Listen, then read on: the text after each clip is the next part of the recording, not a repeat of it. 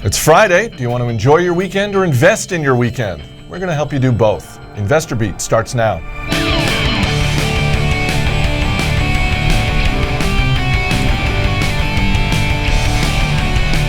Thanks for watching. I'm Chris Hill, and joining me in studio today, Jason Moser and Charlie Travers.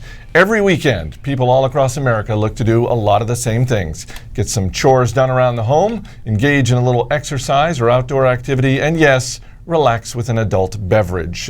So Charlie, let's talk a little home improvement. When you look to invest in this space, there's Home Depot and Lowe's, but you can get into, even Monsanto. We were talking about yesterday making Roundup. When you look at sort of home improvement writ large, what stands out to you?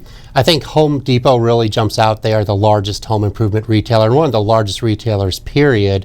And their performance since the financial crisis has been absolutely astounding. They struggled in the middle part of the last decade, but over the last 5 years, they've seen their profits go up every single year.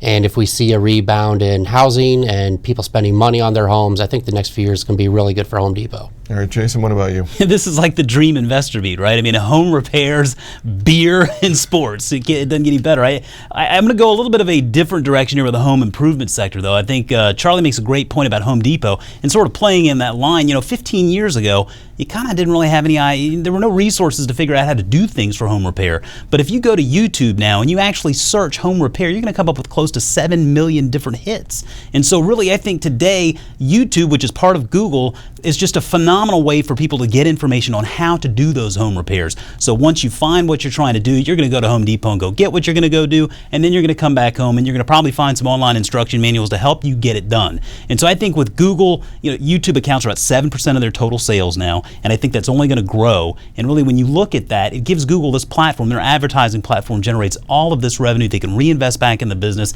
Just a great business all the way around. I just don't think people think of it that way. All right, before we get to the beer, let's go towards the healthy side. Again, over the weekend, you got weekend warriors, fitness, outdoor activity. When you look at the health world over the weekend, what do you like? Okay, I do love sports and I love Under Armour. I think Under Armour is a company that's still very underestimated in its growth potential. And if you look just 5 years back, inventory as a percentage of revenue is about 27%. And today it's about 17%, which means really that they're selling more. Their inventory growth is not outpacing their sales. And that was a concern that I think a lot of us shared at one point. Kevin Plank, the founder and leader of this business, is married to its success. He's one of the most powerful men in the sports world today. And so I think that investors in Under Armour today will be very happy 15, 20 years from now. Charlie, what about you? Well, the second part of being healthy is not just working out, but it's what you eat. And the leader in that space is certainly Whole Foods. And unlike a lot of big retailers that have saturated the U.S. market, Whole Foods has a lot of room to keep putting down new stores. And inside those stores with their own proprietary brand, the 365 every day, that carries a higher margin than some of the other products they sell. So as their private label brand gains in popularity, their profits should keep going up as well. That's a little bit of a dicey proposition for them, isn't it? Because we've talked about Costco in the past and their in-house brand, Kirkland. They really try and cap what they do in store with Kirkland. Do you see a 365 for Whole Foods in sort of the same way, that it's going to grow for them but only to a certain point? I think it's part of their story. I used to feel as a consumer it's too expensive to shop at Whole Foods, and so having a lower price product like the 365 I think really changes that perception, makes it more affordable to go mainstream. Our man Rex Moore has traveled literally thousands of miles to bring us stories of cutting-edge technologies and the future of the automotive industry. Recently, we sent Rex on his toughest assignment yet, attending a beer convention. Record growth and free beer had the craft brewing industry in high spirits last week. But not everything smells great on the craft scene. The record growth is attracting new players. Breweries in planning have increased about 40% year over year, and if they all follow through, it would mean a 50% increase in the number of U.S. breweries. The Brewers Association lists as one of its concerns the fact that some are getting in it for the money or the coolness factor and not a passion for beer. Over the next 3 to 5 years, I think there's going to be a big shakedown of who makes it, who does well. It's going to be a challenge for distributors and retailers to really manage all those different brands and SKUs that are out there.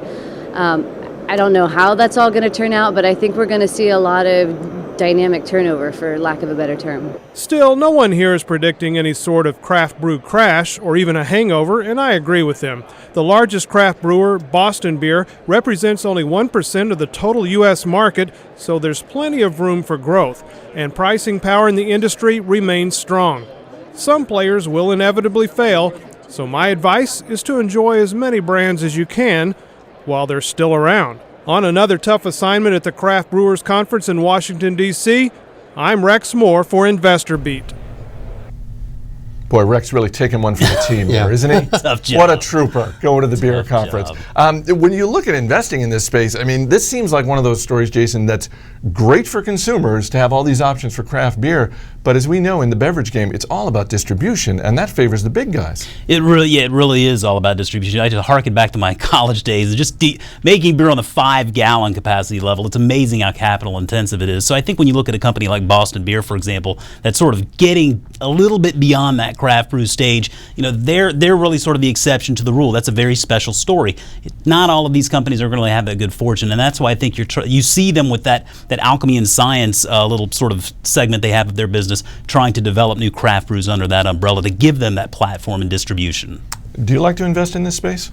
It's very hard to do so, Chris. Outside of the big players like InBev and Molson Coors, there's really not an easy way to invest. Sam Adams, or Boston Beer, is the smallest company that you can really invest in.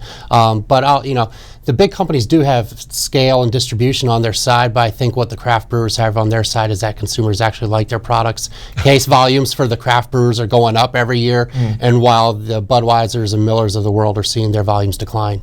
I'm not a beer drinker, so make a recommendation. Maybe an undervalued, maybe not even all that well-known beer. There's a brewery up in Pennsylvania called Trogs that has a seasonal that comes out called Nugget Nectar. And so if you like hoppy beers, I think that Nugget Nectar is one that probably not a lot of people have heard of, but it is absolutely delicious. You? Shout out to my hometown brewery, Schlafly from St. Louis, Missouri. Nice. Phenomenal little small regional brewer that is just now getting distribution out here on the East Coast, so it gives me a little taste of home.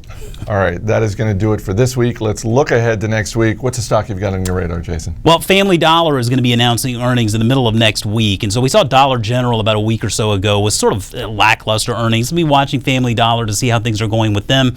Sales per square foot have been on the rise. They've maintained pretty healthy margins. So I get a lot out of seeing what they have to say about the general retail environment and their challenges going forward. Charlie, what about you? I have a weird situation with Elan, which is a biotech company out of Ireland. They've essentially sold off all their assets of any value, the big one being Tysabri, a multiple sclerosis drug, to Biogen Idec. So it's a drug company with no drugs? Yeah, they have a royalty stream off of Tysabri, which they'll get every year, and they're going to take some of this money, buy back stock. They just paid off a bunch of debt, but I think they're going to get acquired, and this will be announced very soon.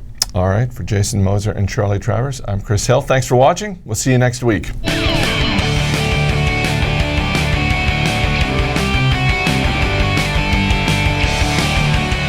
People on the show may have interests in the stocks they talk about, and the Motley Fool may have formal recommendations for or against.